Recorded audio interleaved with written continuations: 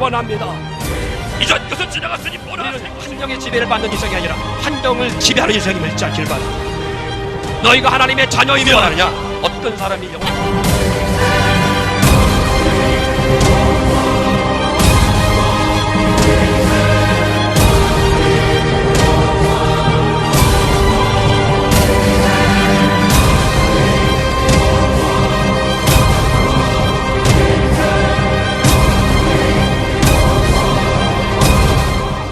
말씀을 공독하겠습니다. 알려드리겠습니다. 출애굽기 26장 15절 17절 말씀입니다.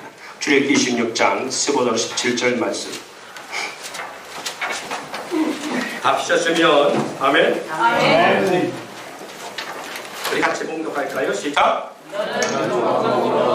성막을 위하여 널판을 들어 세우고 각 판의 길이는 10길이, 너비는 한 판으로 하고 각 판에 두 촉씩 내어 서로 연결하게 하되 너는 다 여같이 하라. 아멘. 자, 거기 15절 말씀. 너는 조각모로 성막을 위하여 널판을 만들어 세우고. 조각모로 뭘 만들라는 거예요? 성막을 만들라. 할렐루야. 예, 성막을 만들라고 말씀하고 있습니다. 예. 우리 한 군데 더 보죠. 히브리서 9장 11절로 12절 말씀입니다. 히브리서 9장 11절로 12절 말씀. 찾으셨습니까? 제가 먼저 8장 5절 말씀을 읽고 나면 여러분들이 9장 11절 12절 말씀을 읽으시면 됩니다. 8장 5절 말씀은 제가 읽을게요.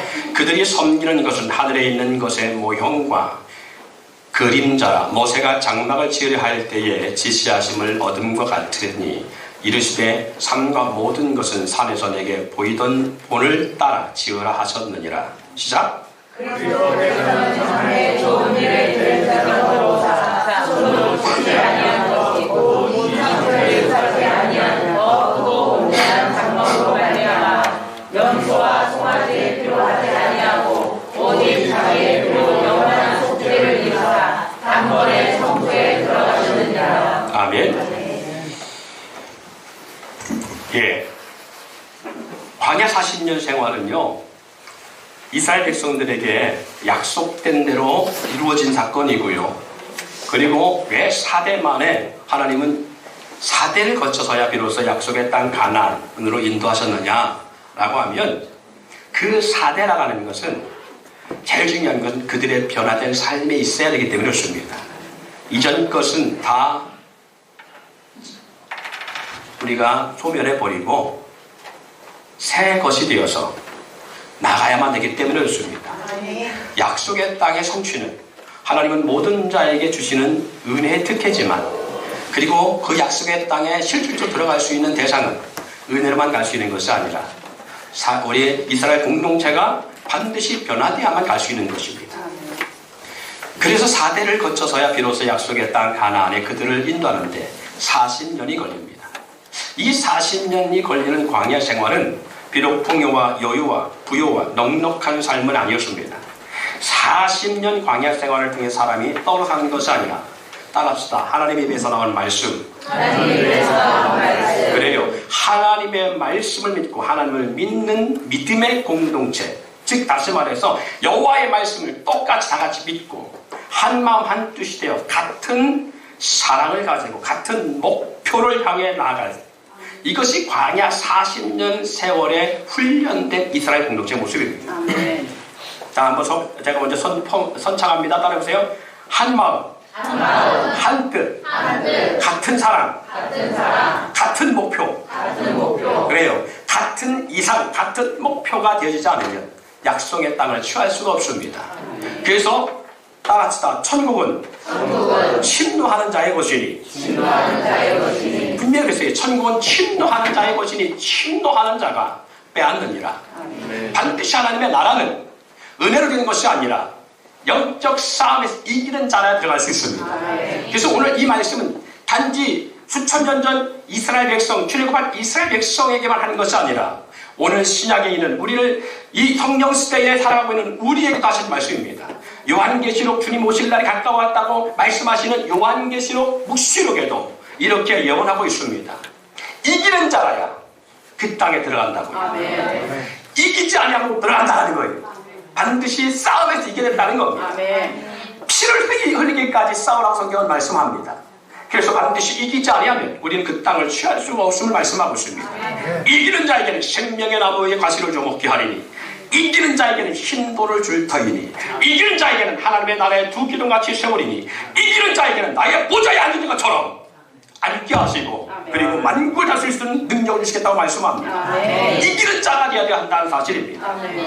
그것처럼 이긴다는 것은 하나님의 은혜와 사랑을 넘어서서 우리의 삶의 목표, 삶의 모습이 되어야 된다는 사실을 말씀하고 있습니다. 여러분, 그럼을 통해서 하나님은 광야 이스라엘 백성에게 40년의 훈련 가운데 주신 것이 하나 있는데, 그 중에 율법이요 또 하나가 있는데 그것이 성막이라는 것입니다. 그리고 그들에게 성막을 건축하게 했습니다. 그런데 성막의 주 재료는 금과 놋 등이 있지만, 금, 은, 놋 등이 있지만 최고에 많이 쓰인 그러한 성막에 들어간 재료가 있는데, 그것이 무엇이라고요? 그렇지, 일종의 아카시아 나무인 시띠나무입니다. 이 시띠나무를 뭘로 만들어? 조각목을 만들라고 말씀합니다. 이 조각목의 원조는 뭐라고? 시띠나무라고요.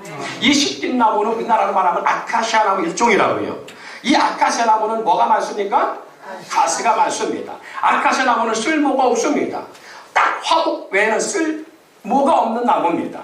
이 시띠나무는 어디에만 자생하느냐? 광야, 시나이 반도에서만 자생하는 나무입니다. 광야 지역에서만 자라는 것이 아카시아 나무입니다. 그래서 물이 없는 걸 자라기 때문에 가시가 많은 나무입니다. 할렐루야. 물이 없는 광야 사막에서만 자라는 나무입니다.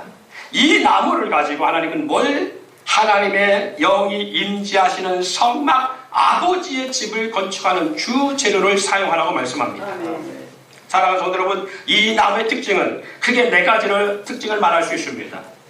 물이 없는 광야, 사막에 있는 나무입니다. 어디에만 있는 나무라고요? 사막에만 있는 나무입니다. 여러분, 사막하면, 광야, 사막하면 생각나는 것이 있을 것입니다. 물이 없다. 그럼 어떤 상황입니까? 메마른 곳이지요. 그래요. 메마른 곳이기 때문에 풍성할 수 없는 지역입니다. 황량한 곳입니다. 그래서 목이 마른 나무입니다. 이파리와 같이 넓은 화력수의 이파리를 가지고서는 광야 사막에서 살아남을 재간이 없는 곳이 바로 광야입니다. 이런 것이 아니라 이렇게도 될 수가 없습니다. 바로 입으로 있어야 되는 것이 아니라 그 입이 뭐가 되지 않으면 가시가 되지 아니하면, 할 수만 있어도 광합성을 하지 아니하면, 그리고 뜨거운 장렬한 50도 가까운 뜨거운 한낮의 태양 속에서도 버틸 수 있으려면 빛이 최대한 자기 몸에 들어오지 않도록 해야 됩니다. 그래서 이파리가 아니라 그 이파리가 변화돼서 뭐가 됐다고요? 가시가 됐다고요. 그래서 가시나무인 것입니다. 목이 마른 나무요, 가시나무요, 모래바람에 많이 시달린 나무입니다. 바람에 많이 부는 광야 사막에서 살다 보니까 찢기고 상한 나무입니다. 그리고 볼품이 없는 나무입니다. 사람들에게 관심이 없는 나무입니다. 이사야서에 보니까 이런 메시아에 대한 예언이 있습니다. 그는 자라나기를 연한 수는 같다. 마치 사막에서 나온 줄기 같아서 고운 모양도 풍채도 없었죠. 우리의 보기에 흠모할 만한 아름다운 것이 없도다. 할렐루야. 바로 그 거예요. 여러분, 이것이 이 조각목 시띠나무의 특징입니다. 볼품없는, 보기에 흠모할 만한 것이 없는, 누구처럼? 예수님이 오심처럼. 그런데 이 보잘것없는 이 나무를 통해서 하나님은 하나님이 임재하시는, 그리고 아버지 하나님의 집이라고 말하는 성막을 건축하는 가장 많은 재료로 쓰는데 이 나무를 들어 사용하십니다. 아멘. 지금처럼 이렇게 여러분 앉아있는 의자 같은 뜨이는 이 좋은 나무에 이런 것이 아니라 가시만 돋친 바람참, 그리고 많이 시달림, 그리고 물이 없는 목마름 속에 가시가 알면 살아남을 수 없는 그런 광야 속에 있는 나무 같은 존재를 가지고, 여러분, 하나님이 쓰시는 사람들이 대부분 다 이렇습니다. 하나님이 쓰시는 사람은요, 처음에 부름 입을 때는 사람을 죽이고 살인한 모세 같은 사람, 그리고 그 인생의 화려함 가운데 부르시지 아니하고 광야 가운데 내던짐을 입어서 40년 세월을 광야에서 그렇게 자신의 인생을 포기하고 살아가는 그런 사람. 화려할 때, 권능 있을 때, 힘이 있을 때, 그가 보좌에 있을 때에 그 보좌에서 힘을 과시할 수 있을 때 부르시는 것이 아니라 사람을 죽이고 살인자가 되어서 저 광야를 쫓겨나서 사람도 찾지 아니하고 사람도 찾아오지 아니하는 저 메마른 광야 땅에서, 그것도 자기 이도로의 양떼를 몰면서 40년 나이 80세가 되도록 광야 생활을 저버리지 못하는, 자기 인생의 모든 것을 다 패배자 인정하고 버림받은 사람, 그리고 모든 걸 포기할 수밖에 없는 인생, 이제는 죽음만 바라볼 수밖에 없는 그 연약한 인생 가운데 주님은 찾아오시고 부르심을 받을 수 있습니다. 아멘. 할렐루야. 아멘. 뿐만 아니라 노예들, 애굽에서 노예 생활하던 이스라엘 백성들, 그리고 형들에게 버림받아서요, 형들에게 미움받아서 죽음의 직전에서 그것도 겨우 살아난 미디안 상인에게 팔려서 저 애굽에서 종 생활을, 그것도 부족해서, 그 종의 신분도 부족해서 감옥 생활이라는 죄수 생활로 살아갈 수밖에 없는 그러한 인생. 빛도 없고 소망도 없고 비전도 없고 꿈도 없고 어떠한 희망을 가질 수가 없는 절망의 사람, 죽음밖에는 눈앞에 없는 사람. 한 집사님이 저한테 그런 얘기를 해요. TV에 CF에 나오는 한 장면을 설명을 하면서 그 장면을 보면서 감동을 받았다는 거예요. 그 뭐냐 했더니, 이게 어떤 한 광고회사가 한 장면인데요, 브라운관 자체가 앞에가 시커멓게 블랙 브라운관인데 볼 수 없는, 그 앞에 딱 정직되어 있는 한 짐승의 모습을 그린 그런 영상을 설명하면서 그것에 대해서 왜 감동인가 했더니 본인이 지금 그 앞에 있는 것 같아요. 앞을 내다볼 때 캄캄하고, 그리고 어떻게 가야 될지 모르는 그런 상황 속에 놓이는 것 같아서. 근데 분명 그 앞에는, 그 캄캄한 앞에는 열려있는 길이 있는데도 불구하고 그 열려있는 길을 보지 못하는 가운데 멈춰서 있는 자신의 모습을 보는 것 같아서 은혜가 됩니다. 한편의 설교보다 집사님의 그 한마디가 은혜가 됐어요. 왜? 다른 게 은혜된 게 아니라 아버지 집사님이 말씀을 적용하시는구나. 선전 하나를 봐도 그 선전을 그냥 보는 것이 아니라 내 인생 삶 속에 하나님과의 관계에서 연결시켜서 어떤 삶 속에 그 말씀을 적용하는 삶을 산다라는 거예요. 드라마 하나를 봐도 아이고 저 미친 년놈들, 그것이 아니라 드라마 속에서 그래 현실은 이런 데에 저들에게 필요한 게 무엇인가를 볼 줄 알고, 영화 한 편을 봐도 비싸네 싸네, 영화가 잘됐네 못됐네를 넘어서 그 영화 한 편에서 하나님의 음성을 들을 수 있어야 돼. 즉 다시 말해서 그 영화를 통해서 하나님 분명히 참새 한 마리도 하나님의 허락지 아니면 떨어지지 아니한다고 말씀하고 있습니다. 아멘. 그러면 그 영화가 존재하는 것도 하나님의 허락이기 때문이잖아요. 누군가가 영화를 만들고 시나리오를 쓰게 만들고 그 영화 완성되게 하시고 그 많은 비용을 들어가게 만드는 이력서 속에 물론 다 사람들이 하는 것입니다. 그럼에도 불구하고 하나님이 막으시면 못해요. 지금 보세요. 얼마나 좋은 영화들이 지금 다 많이 나와 있으니까 정말 수많은 돈을 주고서 기가 막힌 영화를 만들어냈어요. 그런데 상영을 못하고 있습니다. 뭐 때문에? 코로나 때문에, 영화관을 찾지 아니하기 때문에 그 영화를 상영을 못합니다. 딜레이. 2020년에는 피 빌고 결혼해라. 내 사랑하는 사람을 만나서 언제 결혼할까 해서 날짜를 잡았습니다. 2월 18일, 3월 16일 등등 날짜를 잡아서 주말 좋겠다. 그리고 날짜를 잡아놨는데 다 캔슬됐습니다. 이유가 뭐예요? 그래요. 환경이 안 열어주는 거예요. 코로나 때문에 딜레이 돼서 가을로, 코로나 때문에 딜레이 돼서 여름에 1월달에 해놓고도 딜레이 돼갖고 2월, 3월 했는데 또 딜레이 시켜야만 되는, 사람의 힘을 내는 것이라고 생각하세요? 아니요. 사람이 합니다. 그런데 불구하고 그 안에 하나님이 개입하시면 누구는 무난하게 할 수 있는 건데 누구는 무난하지 않다라 그 말이에요. 쉽게 쉽게 가는 길을 어떤 때는 쉽게 가야지지가 않더라, 그 말입니다. 그래서 저는 이런 말을 씁니다. 당연한 것이 아니다. 저와 여러분에게 삶 속에 살아가면서 모든 게 당연한 것입니까? 그렇진 당연한 것이 아닙니다. 여러분 아침에 일어나고 숨을 쉬고 그리고 눈을 뜰 수 있는 게 당연한 것입니까? 아니요, 당연하지 않습니다. 한 주간 살아가는 게 당연한 것입니까? 아니요, 당연한 것 같지만 당연한 것이 아닐 수 있습니다. 어떤 사람에게는 내일을 꿈꾸며 그리고 장대한 비전을 소유하고 그리고 하루하루를 뭔가 설계해 그리고 정말 돈을 많이 들여서 투자도 하지만 내일이 오기 전 오늘 밤에 하나님이 부르실 수가 있다, 그 말입니다. 그래서 당연한 것 같지만 당연한 것이 아니라 은혜의 힘을 잊지 않기를 바랍니다. 이것이 사람의 모습입니다. 이러한 절망 속에 있는 인생들, 그런데 하나님 놀라운 것은 그 절망 가운데 두지 아니하시고 하나님은 절망 가운데 있는 삶을 부르십니다.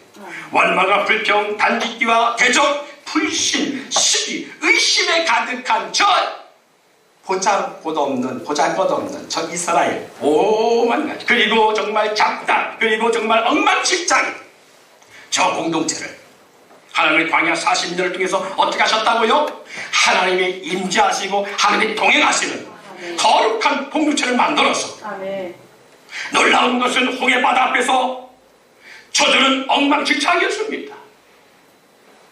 일주일 만에 홍해 앞바다에 이런 이스라엘 백성들이 홍해 바다 앞에 진을 치고 하나님의 은혜가 이렇게 우리 가운데 임하여서 이곳에서 이제 우리가 해방돼서 애굽에서 탈출하였구나라고 하는 숨을 내쉬며 그리고 평안하다 할 그때 종삼았던 애굽의 병거 부대가 이스라엘 백성을 죽이고자 극렬하게 달려옵니다. 이 광경을 목도한 이스라엘 백성들은 그 홍해 비아히로 나가는 그 바닷가에서 앞으로 나갈 수도 없고 뒤로 갈 수도 없고 위로 돌 수도 없고 좌우로 나갈 수 없는 절망의 끝에서 하나님 앞에 울부짖습니다. 하나님, 애굽의 매장지가 없어서 우리를 이곳에 죽게 하시려고 이렇게 인도했습니까? 어떻게 하라고? 지금까지 우리의 400년 동안 조상으로부터 살아왔던 이 절망의 역사, 아들을 낳으면 다 죽여만 되면 인천천하고 비통한 역사를 품에 안고 살아왔다. 여호와를 앞에 들지 부르짖며 아브라함 하나님을 그렇게 찾아가며 우리를 구원하려고 하실 때에 모세 저 사람 통해서 우리가 인도했는데 하나님, 이것이 고작 하나님의 방법입니다. 모세야, 너의 방법이 이게 다냐? 애굽의 매장지가 없어 우리를 이곳에 죽게 하려고 이 마지막 코너에 우리를 괴롭게 하는 거야. 이게 이스라엘 백성들의 절망적인 음성이었습니다. 이들은 바닷가에서 절망하며 밤이 새도록 울었습니다. 여러분, 절망 가운데 밤이 새도록 울어본 적 있습니까? 아니, 하나님을 향하여 따든지 하나님을 향하여 욕을 하든지 하나님을 향하여 반응을 하여 한다 할지라도 하나님 어째 이렇게 했습니까? 내 인생을 어째 이렇게 했습니까? 왜 나를 이렇게 괴롭게 하십니까? 왜 나를 불러놓으시고 왜 나를 걸리게 놓으시고 이 비참한 길 속에 나를 빠지게 하십니까? 이렇게 물어본 적이 있냐? 애통해 본 적이 있냐? 땅을 치며 눈물을 다 흘려가면서 그렇게 눈덩이 둥글듯이 둥글어가며 물어본 적이 있습니다. 광야 이 비라이로 이 홍해 바닷가 앞에서 이스라엘 백성들은 그렇게 웃습니다. 하나님의 백성인데 하나님을 볼 줄 몰랐습니다. 10가지의 재앙을 통해서 애굽을 해가신 그 놀라운 하나님은 어느 순간 가운데 간데 없어져 버리고요. 오직 눈에 보이는 것에 그들은 신뢰합니다. 그 눈에 보이는 절망의 끝에서 그들은 그렇게 낙담했습니다. 이것이 이스라엘 백성인 것입니다. 그런데 광야 40년을 통과하고 난 이스라엘 백성들은 그런 모습이 아니었습니다. 너희의 제사장들은 여호와의 법궤를 어깨에 메고 앞으로 찬양하고 너희의 모든 이스라엘 공동체는 뒤를 따르라. 유단 강물이 차가여 건널 수 없는 상황 속에 있을지라도 여호와 하나님이 반드시 이 역사를 이루시리니 너희는 가라 했을 때에 놀라운 건 광야 40년 절망의 땅에서 그렇게 풍요롭지 못한 땅에서 하루 한 끼 먹고 살아가면서 아니 하루에 한 끼씩 좋은 음식을 먹지 못하고 기로서 만나만 먹고 살아가는 그 백성들에게 40년 광야 나가는 그 한정 역사는, 이 공동체는 홍해바다 앞에 나서 나타났던 그들의 모습과는 달리 믿음으로 단강을 막는 역사가 나타납니다. 아멘. 그 한 발씩 바닥을 밟았을 때에 그 창일했던 요단 강물이 물러서서 벽을 이루고요, 그 강이 길이 되는 역사가 나타납니다. 아멘. 사랑하는 성도 여러분, 이것이 이스라엘 백성의 공동체의 변화된 삶의 모습입니다. 아멘. 놀라운 것은 광야 40년 그들은 원망하며 하나님을 불판 앞에 불평하며 당을 지으며 너만이 대장이냐, 왜 네가 왜 대제사장이 되어야 되냐, 모세 왜 너만 우리 앞에 있어야 되느냐, 왜 너만 하나님과 얘기하느냐, 왜 너는 그거야 그따구냐 라고 하며 끊임없이 모세를 향하여 대적하고 당을 짓고 불신하고 의심하고 시기하고 가득 찼던 사람들. 그래서 하나님은 그들 가운데 광야 40년을 그렇게 시기한 자들과 불신한 자들과 대적하는 자들과 당을 짓는 자들과 우상을 숭배한 자들을 하나님은 몰아내시, 그리고 그 10년들마다 하나님 그 생년들마다 다 죽이셨어요. 우리가 애굽에서 나온 수만큼 죽었습니다. 그랬더니 이스라엘 백성들이 이 요단 강물을 건너고 나서 여리고라는 금강 절벽, 무너뜨릴 수 없었던 그 강성한 성을 하루에 한 바퀴씩 돌아갔을 때에 뜨거운 태양볕 밑에서 유아들과 임신한 여인들과 아이를 들쳐업고, 그리고 발을 절뚝거리며 노인들은 허리를 펴지 못하는 가운데에 모든 식술들이 그 하루에 한 바퀴씩 여리고성을 돌고 돌아옵니다. 아무 변화가 없습니다.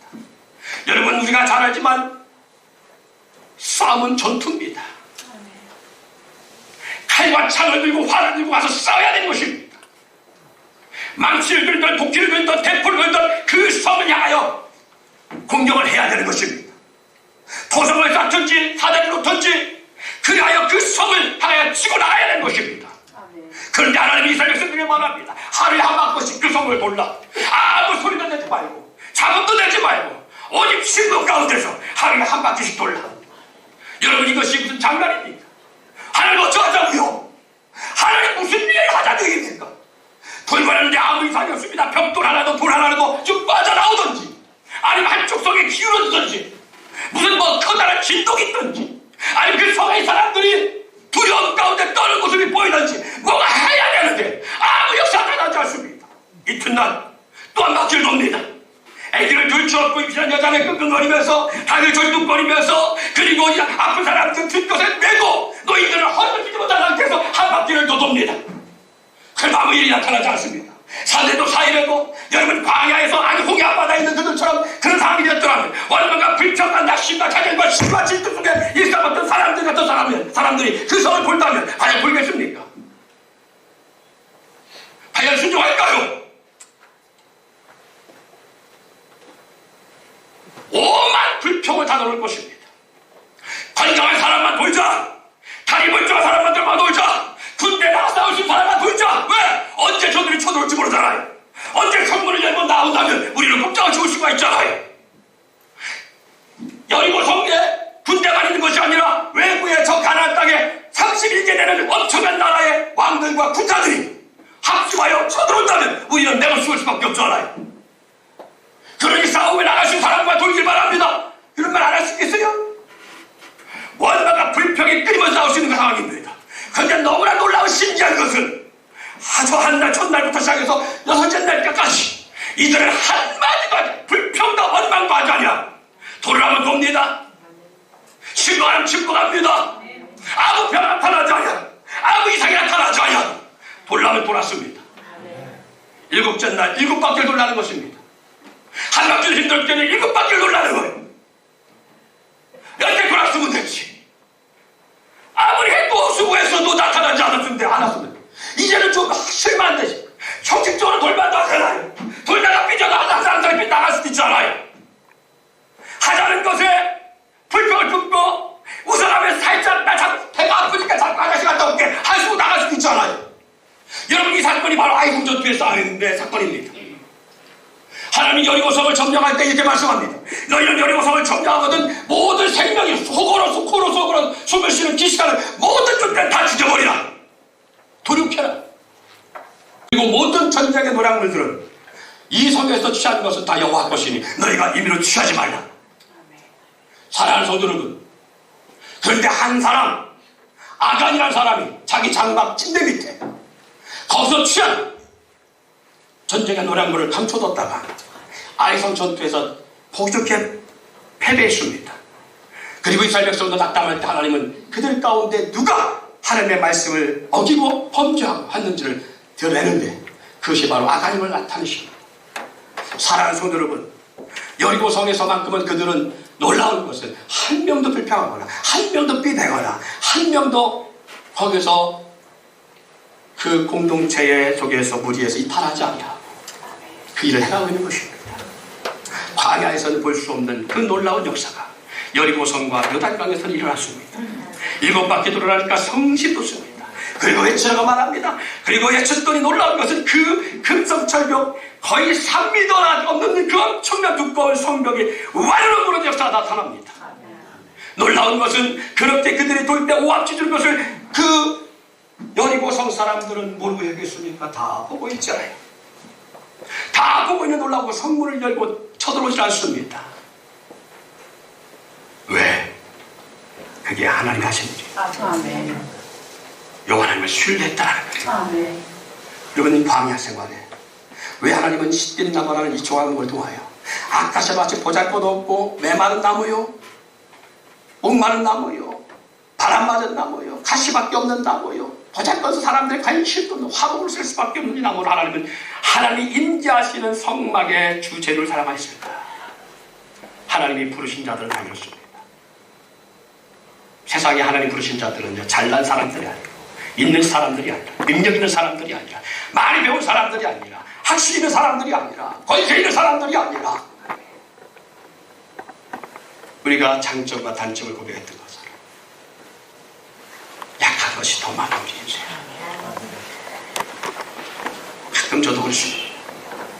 말 잘하는 이 땅의 사람들이 얼마나 많습니다. 능력 있는 사람들이 얼마나 많습니다. 왜 저 같은 인간을 목사를 세우셨나요? 누가 그래요? 목사는 지가 있지 누가 세웠어? 아니요.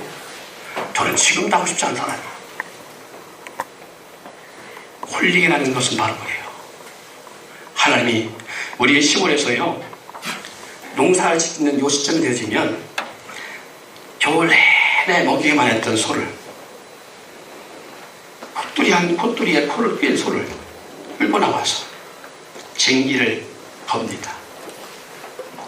그리고 뒤에서 채찍으로 줄을 넣때리면서 이리야! 하면 소가 밭을 갑니다. 풀을 뜯어먹을까봐 이곳에 망을까지 세우고서요, 아직 그 넓은 밭을 다 갈 때까지 묵묵히 그 갈아요. 외양간에서 일하기 싫어 안 나오려고 하면 콧도리를 잡아 땡긴 사람들 나오게 합니다. 송아지 때 그래서 코를 뚫어가지고 콧도리를 만드는데 그 이유는 너 말하는 데는 잡아 땡긴다. 이제부터는 네가 주인이 아니라 내가 주인이야. 너는 내가 가는 대로 가야만 되는 거야. 그래서 코를 뚫는 거야. 그리고 멍에를 귀에 붙이고요, 수레를 끌게 하기도 하고요, 쟁기를 끌게 하기도 하고요, 썰애를 하게 만들기도 하고요. 이게 저의 모습인 것처럼 내가 주인 될 수 없는 하나님의 부르심을 입은 순간에 그 은혜를 기억하는 우리는 주 앞에 나오지만, 그러나 하고 싶어서 하는 것이 아니라 주가 만들어 가신다. 저도 하고 싶어서 하는 것이 아니라 너 하나면 죽일 거야 하시는 하나님께서 사망의 눈앞에서 저를 두시고서 할래 안 할래? 너 그래도 네 마음대로 자꾸 삐댈래? 너 그래도 네 마음대로 할래? 너 이렇게 죽을 수가 있어. 네 몸 건강하다고? 아니, 하나님이 그래서 여러 번의 죽을 고비를 통해서 이 일을 가게 하시는, 그래서 저는 제 마음대로 했다 생각하지 않습니다. 하나님이 콜링, 하나님의 콧뚜리를 떼어서 강권 잡으셨다. 그래서 하나님 앞에는 종일 수밖에 없습니다. 사람 여러분, 콜링 받았다는 것은 바로 그런 거예요. 내가 내 맘대로 할 수 있는 것이 아니라 하나님의 역사가 하면 안 되기 때문에 하나님이 끌고 나셨기 때문에 저만 그렇게 된 줄 아십니까? 여기 있는 저와 여러분 다 마찬가지입니다. 주님이 여러분을 콧뚜리를 뚫어서 콜링한 자들이면 잊지 않길 바랍니다. 여러분 귀를 뚫는 것은 이제부터는 종입니다 하는 개념 속에서 그 주인의 집에서 나는 평생 이 집에서 종이 되겠습니다 하는 사람들의 그렇게 고백한 사람들은요 문지방에서 이 모습 같은 삐쩍한 거 가지고 귀를 다 대고서 거기다 모수를 박아가지고 구멍 뚫어 거기다가 귀걸이 하는 거예요. 그래서 귀를 뚫는 거예요. 손은 코를 뚫지만 사람은 종이 될 때 귀를 뚫습니다. 자 보세요. 좌우에 귀 뚫린 사람들 있나? 왜 뚫었다고요? 그렇지요. 주인에게 종이 됐습니다. 그 표시입니다. 요즘은 여자만 뽑는 것이 아니라 남자들도 뚫어요. 얼마나 말하면 코까지 뚫습니까? 여기까지 꼬라고 피어싱을 여기다 항상 봤어요. 얼마나 말한 들으면. 또 하나님은 중시를 보신다고 배꼽에 뚫는 사람도 있습니다. 그 등 중에서 얼마나 말을 안 듣고 그리 말이 많으면 너 주둥이는 네 맘대로 쓰지 말고 이제 내 맘대로 쓸 테니까 네 혓바닥은 이제 앞으로 내가 주인이다. 혓바닥을 끌어안고 여기다 피어싱하는 그런 인간들도 있어요. 여러분 우리는 하나님 앞에 그렇게 종된 자들입니다.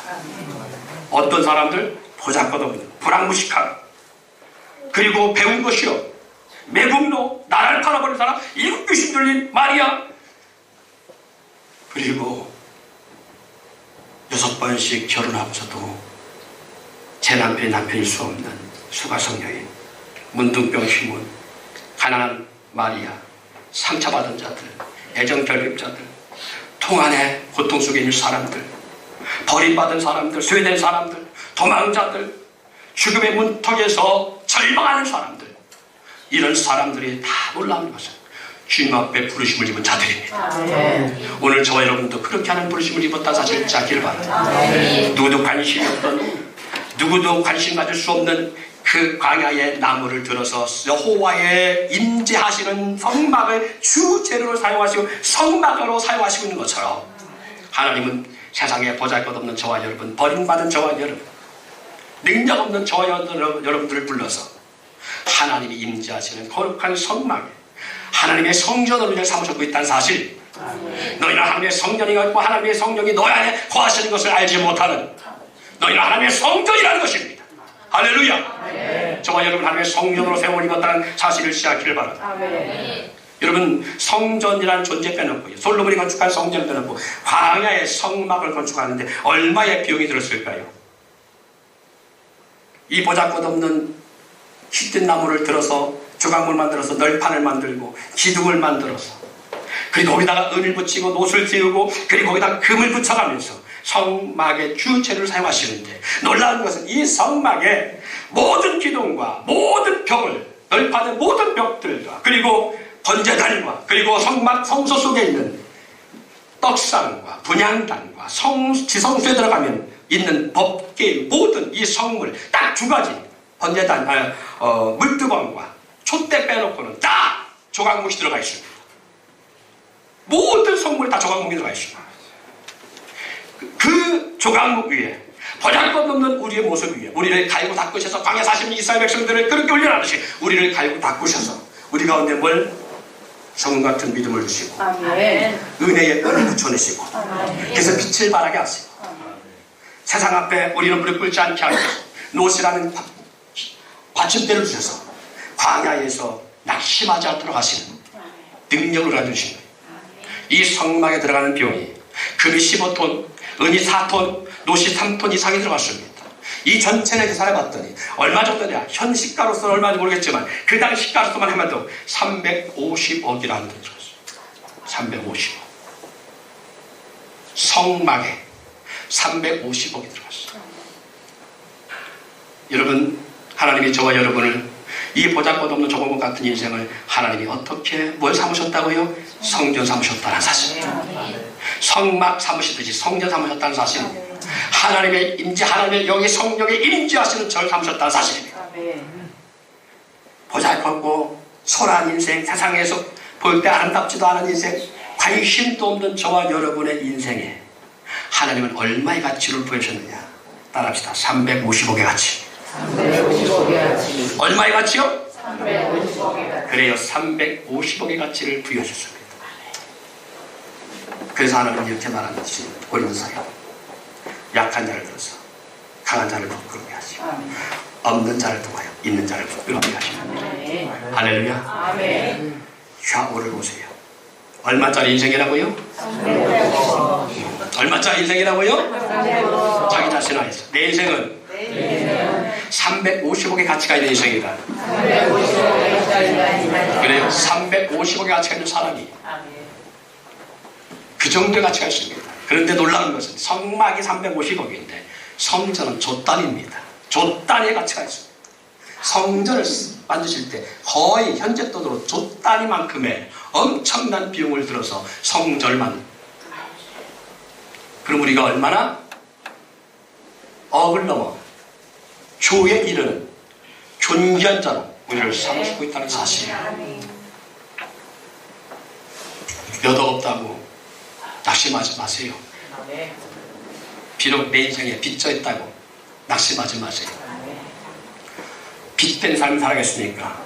세상에 빚을 내가 따르지 못하면 그 빚이라도 지고 살아야 될 거 아니에요. 할렐루야. 빚진 거 참 힘듭니다. 그런데 어쨌든 빚된 삶을 살아있으니까 이 빚이 저 빚인지 모르겠지만 이 땅에서 빚을 져도 주님 앞에 가면 갚을 일이 없어요. 이 땅에서 갚아야 되지만 사랑하는 성도 여러분, 이와 같이 우리는 거의 조의 일만큼의 가치 있는 존재를 만들었어요. 우리는 아름다운 인생입니다. 몇십억이 없다고 해서 아유 그냥 로또라도 해봐야 되는지 계속 붙으면 좀 너무 그렇게 세상 것에 정말 매이지 마세요. 우리 자체가 존귀한 거예요. 자녀들 보면서 너는 좀 하는 게 제대로 없냐 그렇게 하지 마시고 적어도 몇 억짜리 인생이라고요? 350억짜리 인생. 350억짜리 인생답게 좀 가치성을 좀 알아주시길 바랍니다. 이 시간에 저렇게 졸고 자고 성경책을 삐고 있는 은총이처럼 저렇게 자고 있어도 저 인생이 얼마짜리 인생이라고요? 네, 그래. 너는 350억의 가치가 있는 인생이다. 졸면서 이 시간 말씀 듣지 못해도 하나 보실 때 너는 350억 이상의 가치가 있는 인생이야. 내 아들 내 동생자를 너를 위해 죽일 만큼 존귀하게 너는 내가 지음을 받은 자야. 할렐루야. 그런 인생으로서의 삶을 누리시길 바랍니다. 코로나 때문에 힘들어서 지쳤을지라도 기억하세요. 우리 자신을 볼 때는 초라하기 그지없지만 나를 지으시고 나를 홀링하신 주님 앞에 나의 모습은 세상의 그 어떤 보석으로 세상의 그 어떤 가치로도 따질 수 없는 존귀한 가치성을 지니고 있는 인생이라고요. 아멘. 그래요.